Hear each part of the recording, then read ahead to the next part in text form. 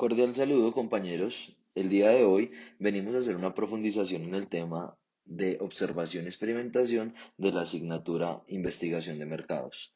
El tema está presentado por Diana Zapata, Julie Barón, Lorena Roa y quien les habla, Andrés Ochoa. Para iniciar, definiremos la observación. La observación es el segundo tipo de técnica utilizada en la investigación descriptiva. Aparte de esto, la investigación implica registrar los patrones de conducta de personas, objetos y sucesos de una forma sistemática para obtener información sobre un fenómeno que queremos estudiar o el cual tenemos interés. Al aplicar el método de observación, el investigador simplemente se limita a ver y analizar las acciones o hechos que le interesen de dicho fenómeno, sin necesidad de establecer una comunicación con el sujeto o el fenómeno en estudio. La observación puede hacerse mediante personas destinadas a realizar esta labor o puede hacerse uso de una parte mecánica o tecnológica. La observación consiste en mirar y registrar sistemáticamente las pautas de conducta de personas, el funcionamiento de objetos y sucesos o fenómenos que se presentan en lo cotidiano. Los métodos para observar o de observación requieren dos elementos. Uno, una conducta o suceso que sea observable. Y dos, un sistema para registrarlo.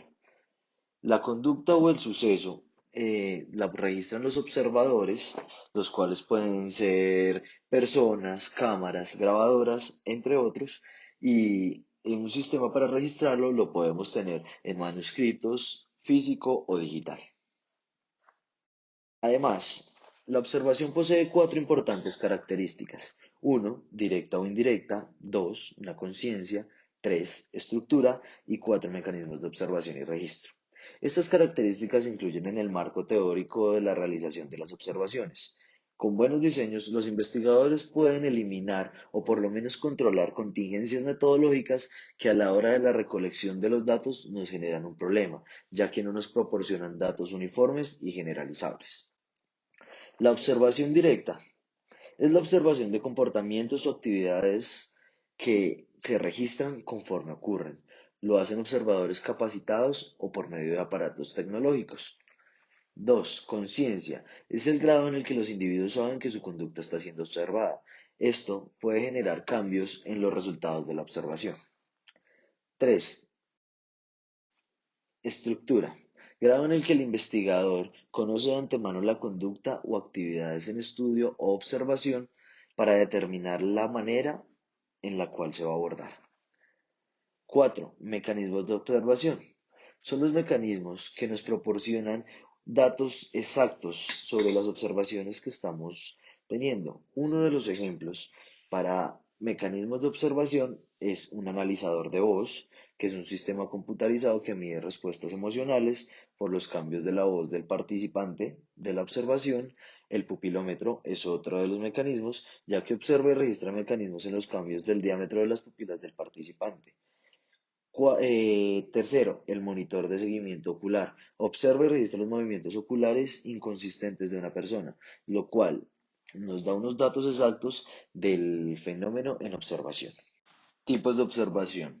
Dentro de los tipos de observación encontramos la observación estructurada. En la observación estructurada, el investigador especifica con detalle lo que se va a observar y la forma en que se registrarán las mediciones. Un ejemplo sería el auditor que realiza un análisis de inventario en una tienda. Esto reduce el potencial de un sesgo por parte del observador y aumenta la confiabilidad de los datos.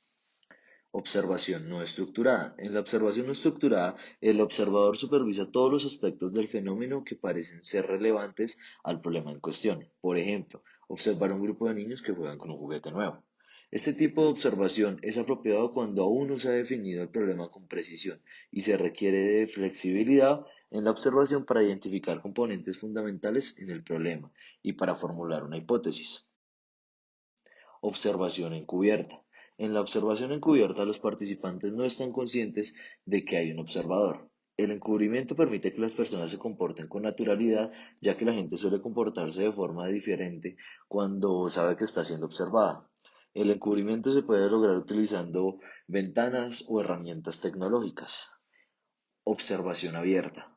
En la observación abierta, los participantes saben que están siendo observados, por ejemplo, están conscientes de la presencia del observador. Los investigadores no coinciden sobre el efecto que tendría la presencia de un observador sobre la conducta de las personas. Un punto de vista plantea que el efecto del observador es mínimo y de poca duración. La otra postura es que el observador sesga significativamente los patrones de conducta. La observación natural implica el registro de la conducta tal como ocurre en el ambiente. Por ejemplo, uno podría observar el comportamiento de individuos que comen un Burger King. Se observa claramente cómo los individuos se comportan en su ambiente. Observación artificial. En la observación artificial se observa la conducta de los participantes en un ambiente artificial diseñado para que tenga determinada conducta.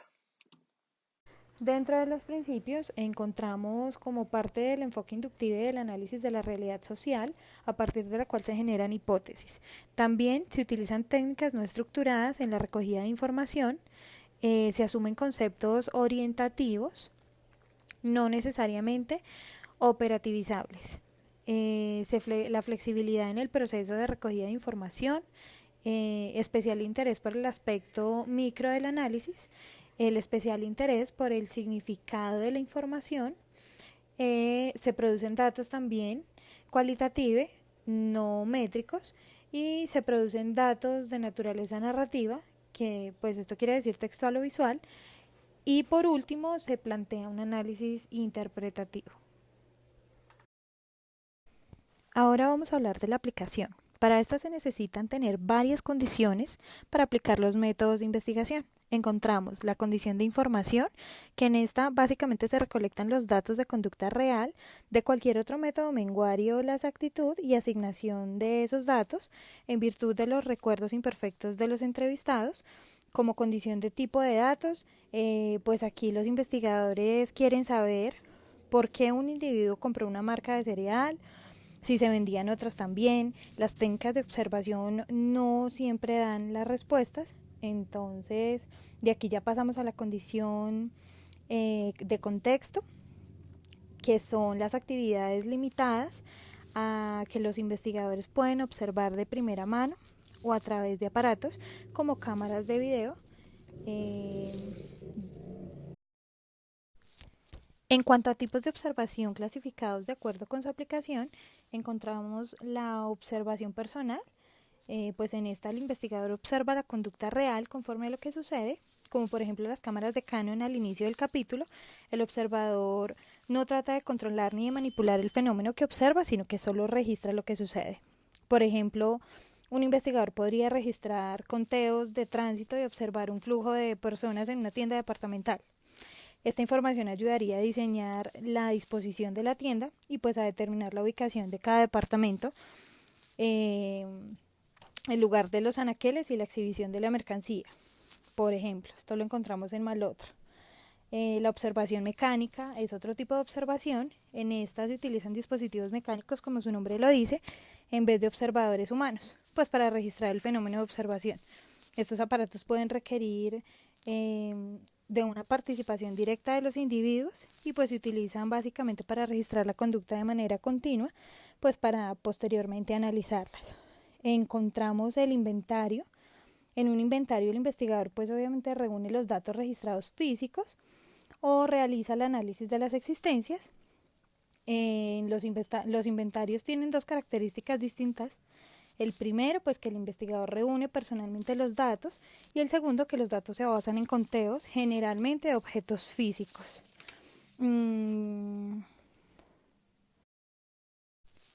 Como objetivos tenemos registrar los patrones de conducta de personas, recolectar los datos necesarios para el estudio que se va a efectuar, obtener información del entorno que se está analizando, describir hechos y tener hallazgos.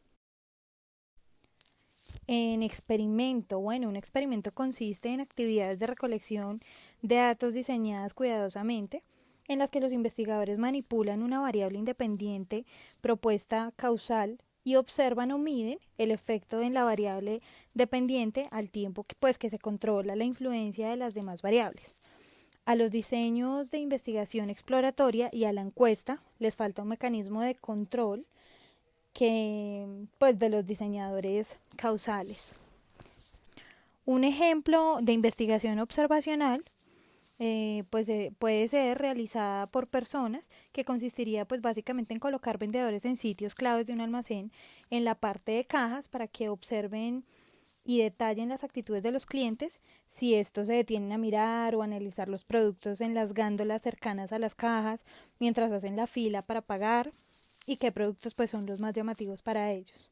Un ejemplo de observación mecánica es la condición de cámaras ocultas en sitios determinados de la tienda de ropa, pues ya que permiten estas observar y analizar y registrar aquellas conductas de los clientes, como sus preferencias o lo que más les llama la atención a ellos, y también identificar las clases de clientes para cada producto. Bueno, en cuanto a las características del experimento, se tiene que se debe analizar los resultados obtenidos, eh, se debe elaborar un diseño experimental, se debe también hacer un planteamiento de la hipótesis, se hace una determinación de conclusiones y también se debe delimitar y simplificar el objeto del problema. Bueno, en cuanto a los tipos de diseños experimentales, se pueden clasificar en preexperimentales, experimentales verdaderos o cuasi experimentales o estadísticos.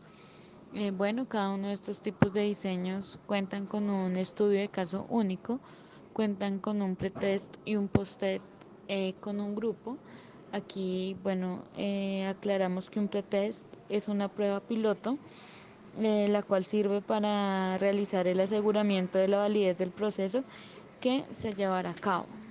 Y un post-test es aquella evaluación que permite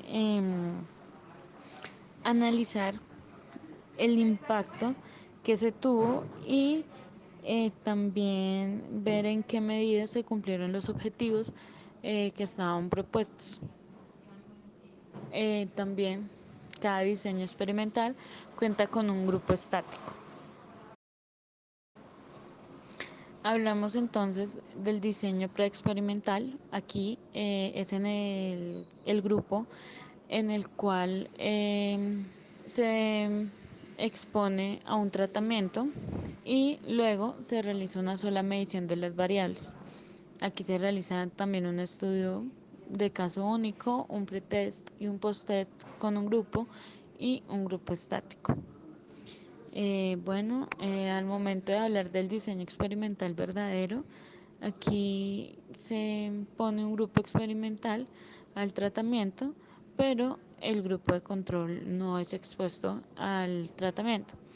En ambos grupos pues se realizan medidas de pretest y de posttest. Bueno, se hace un pretest y un posttest con un grupo de control y se hace un post-test con el otro grupo de control. Y se realizan 4 grupos de Solomon. Bueno, cuando hablamos del diseño cuasi experimental, este es el que implica mediciones periódicas de las variables de la variable dependiente para un grupo de unidades de prueba. Esto, pues luego de que el tratamiento es administrado por el investigador o ocurre de manera natural. Bueno, después de este tratamiento se continúa con las mediciones periódicas para determinar su efecto. Esto se hace con series de tiempo o con series de tiempo múltiples.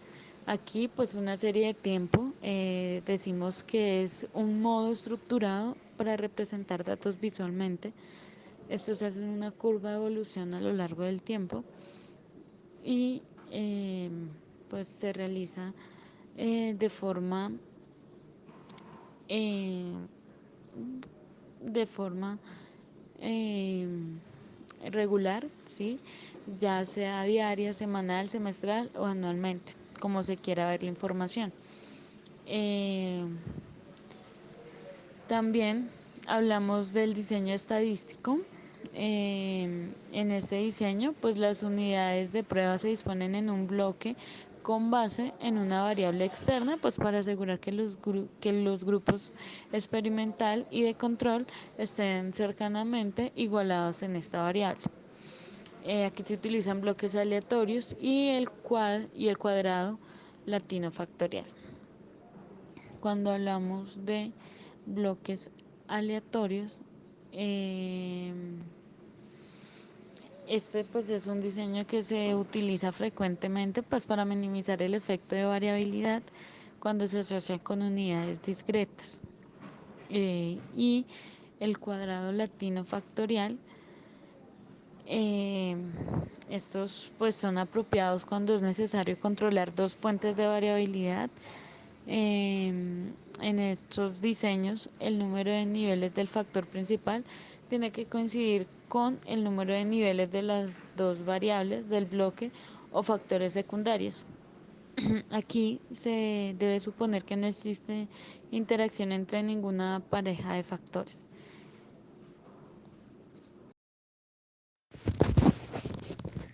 A continuación, voy a hablar sobre experimentos de laboratorio y experimentos de campo.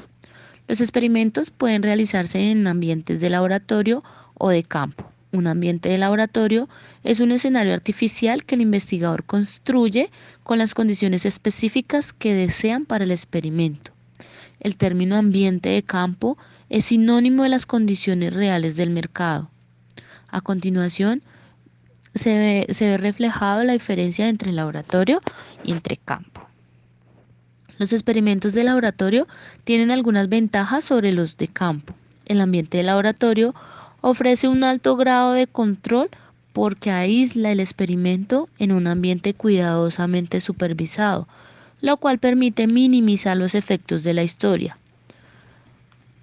Un experimento de laboratorio también suele producir los mismos resultados si se repite con sujetos similares, lo cual produce una alta validez interna.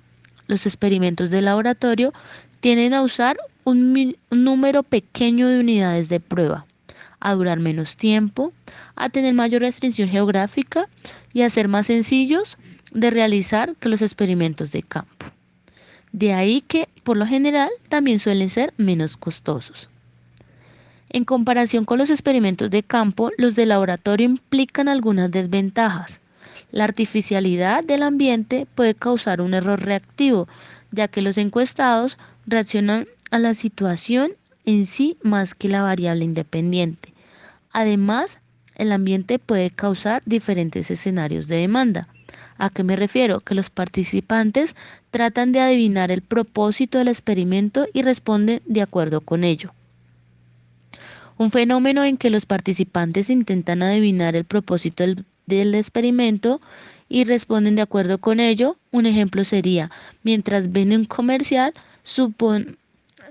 de prueba, los encuestados pueden recordar preguntas previas al tratamiento acerca de la marca y suponer que el comercial intenta cambiar su actitud hacia ella. Por último, es probable que los experimentos de laboratorio tengan menor validez externa que los experimentos de campo. La posibilidad de generalizar al mundo real los resultados de los experimentos de laboratorio disminuye a causa de que se realizan en un ambiente artificial. Se ha dicho que la artificialidad o falta de realismo de un experimento de laboratorio no necesariamente origina una menor validez externa. Uno debe estar al tanto de los aspectos del experimento de laboratorio que difieren de la situación en que deben hacerse las generalizaciones. La validez externa solo se reducirá si esos aspectos se realizan con la variable independiente explícitamente manipuladas en el experimento, como suele suceder en la investigación de mercados aplicada. Sin embargo, también debe considerarse que los experimentos de laboratorio permiten diseños más complejos que los experimentos de campo. Por consiguiente, el investigador puede controlar más factores o variables en el escenario de laboratorio, lo cual incrementa la validez externa. El investigador debe considerar todos esos factores al decidir si va a realizar experimentos de laboratorio o de campo. Los experimentos de campo son menos comunes que los experimentos de laboratorio en la investigación de mercados, aunque ambos desempeñan funciones complementarias.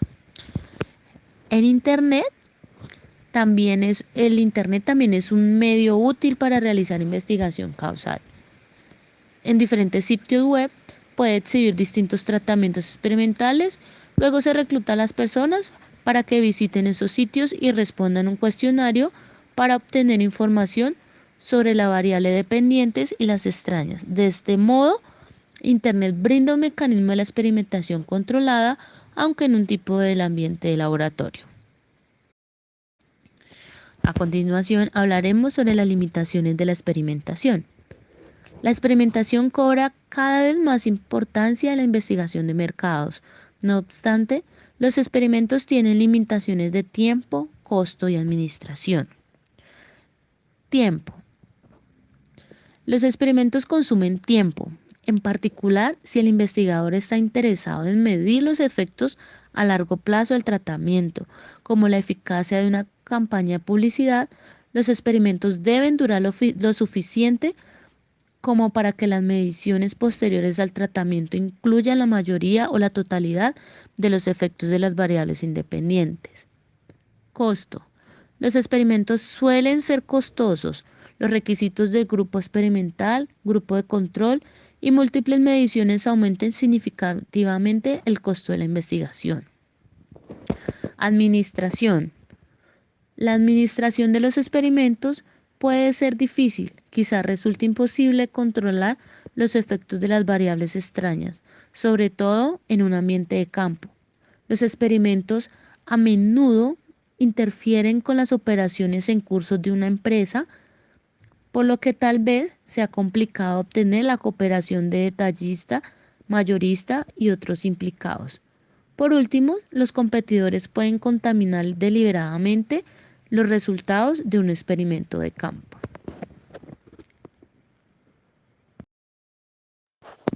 Enseguida voy a hablar sobre la aplicación de prueba de mercado. La prueba de mercado es una aplicación de un experimento controlado realizado en partes limitadas y cuidadosamente seleccionadas del mercado, llamada mercado de prueba. Supone la réplica en las pruebas de mercado de un programa de marketing planeado a nivel nacional.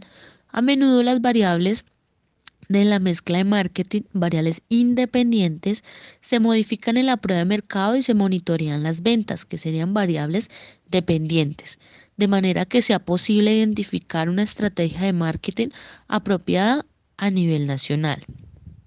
Los procedimientos de la prueba de mercado se clasifican en mercados estándar de prueba, pruebas controladas y mercados de prueba simulada. Mercados estándar de prueba. Se seleccionan las pruebas de mercado y el producto se comercializa a través de los canales de distribución regulares. Por lo general, la propia fuerza de venta de la empresa es responsable de distribuir el producto. Los vendedores llenan los anaqueles y reabastecen y realizan inventarios a intervalos regulares. Se emplea una o más combinaciones de las variables de la mezcla de marketing, producto, precio, distribución y niveles de promoción. El diseño de un mercado estándar de prueba supone decidir qué criterios debe usarse en la selección de los mercados de prueba, cuántos mercados de prueba utilizar y la duración de la prueba. La prueba del mercado debe seleccionarse con cuidado. La literatura describe los criterios para elegir los mercados de prueba. En general, cuanto más mercados de prueba se utilicen, será mejor. Si los recursos son limitados, deberían usarse al menos 2 mercados de prueba por cada variación del programa que vaya a probarse. Sin embargo, deben utilizarse al menos 4 mercados para cuando la validez externa sea muy importante. Prueba de mercado controlada. Todo el programa de prueba de mercado es conducido por una compañía externa de investigación, la cual garantiza la distribución del producto en las tiendas al detalle que representan un porcentaje predeterminado del mercado. Maneja el almacenamiento y las operaciones de la comercialización en campo, como abastecimiento de anaqueles, ventas y control de los inventarios. La prueba de mercado controlada incluye pruebas en tiendas pequeñas. y los paneles controlados de tiendas que son muy pequeñas. Prueba de mercado simulada. Conocido también como prueba de laboratorio o simulación de prueba de mercado.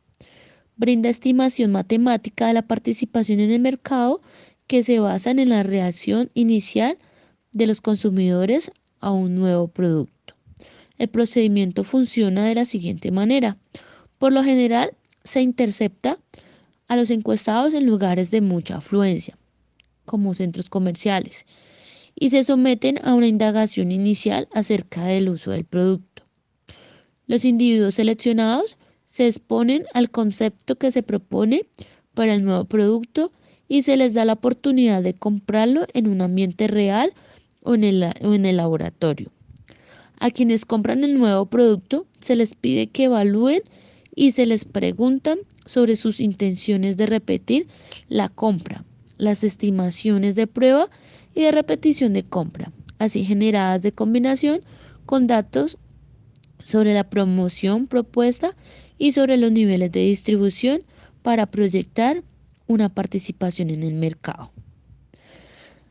Por último, las pruebas de mercado simulada pueden realizarse en 16 semanas o menos. La información que generan es confidencial y los competidores no pueden obtenerla.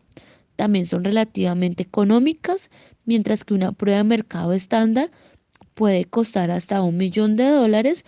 La prueba de mercado simulada cuesta cuando mucho menos del 10%. Espero esta información haya sido de gran utilidad para todos.